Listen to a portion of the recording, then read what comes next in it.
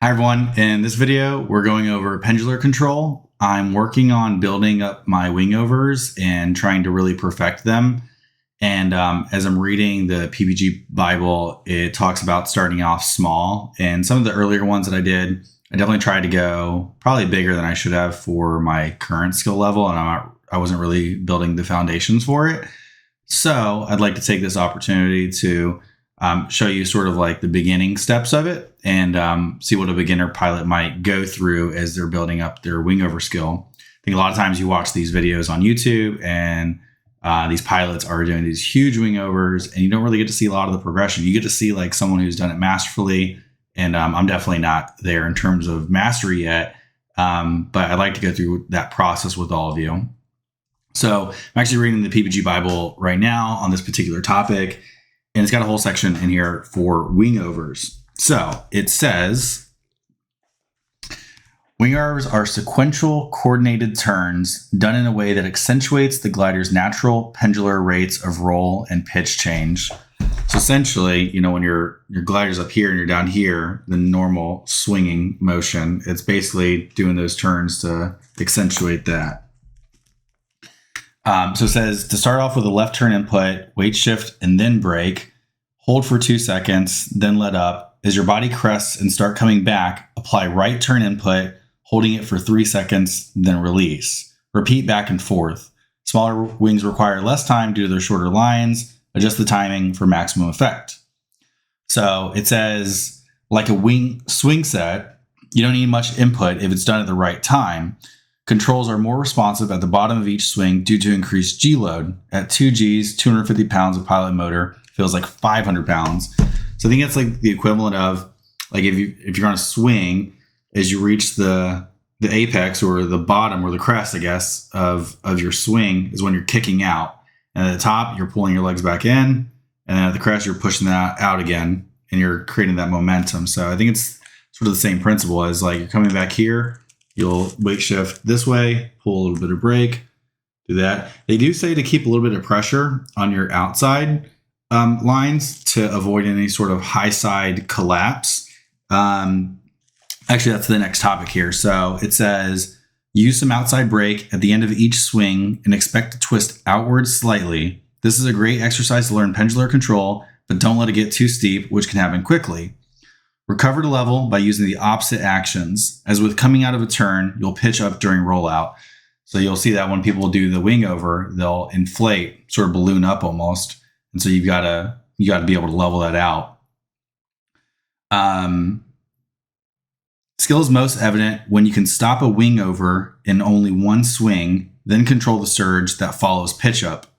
Rollout intensity can be reduced by using some inside brake to absorb energy with bank. So basically doing a turn afterwards. Finesse requires using both brakes at times to prevent the tips from curling up or collapsing. If the tips are folding in periodically, you're probably not using enough outside brake. Always keep some brake pressure throughout, especially on the lightly loaded high sides, and don't let the glider too far ahead.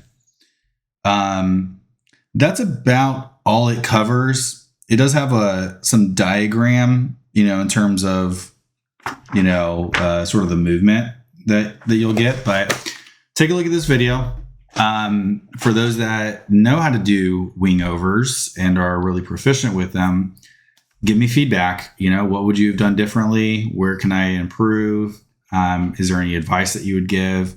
And, like I said, I haven't really been doing this for very long. I maybe got 20 or 30 minutes practicing, wingovers overall. Maybe it's a little longer than that. I don't know, but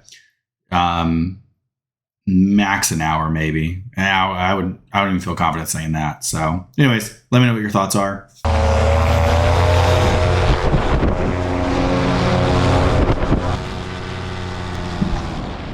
So this first one here, it's just a big turn. Just kind of get me warmed up before I do my 3,000 foot ascension.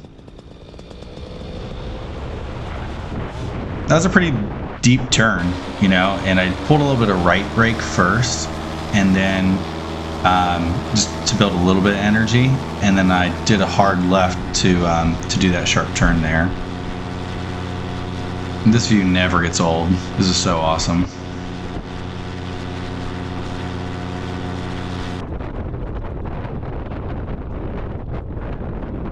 I'm pretty sure my engine conveniently dies at some point during this, and I just left it off and just focused on doing the little swings here.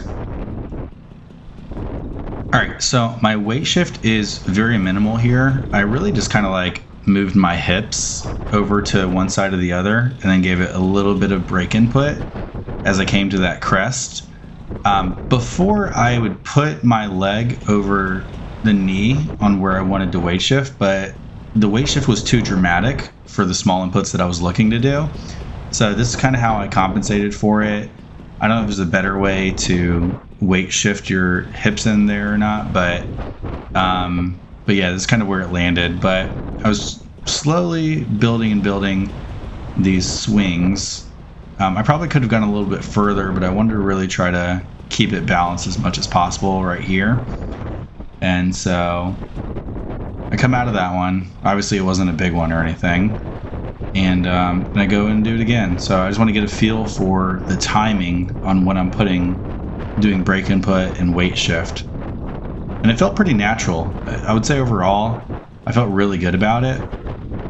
Here I am looking at my wing, which I think they do not recommend. And I look back down towards like the horizon. But yeah, let me know what you think. Those of you that do wingovers, if you can see my arms in this on the brake inputs, am I doing the brake inputs at the right time? Is there anything else that you would do differently?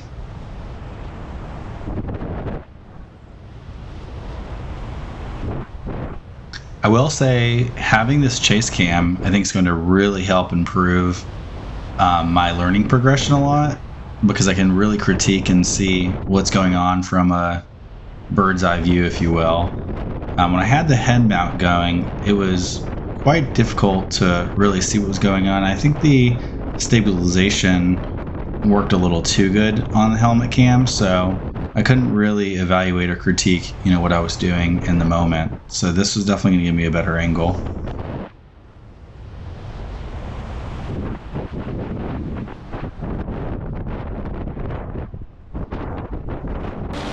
Alright, the rest of this is just bonus footage. This is my buddy Will.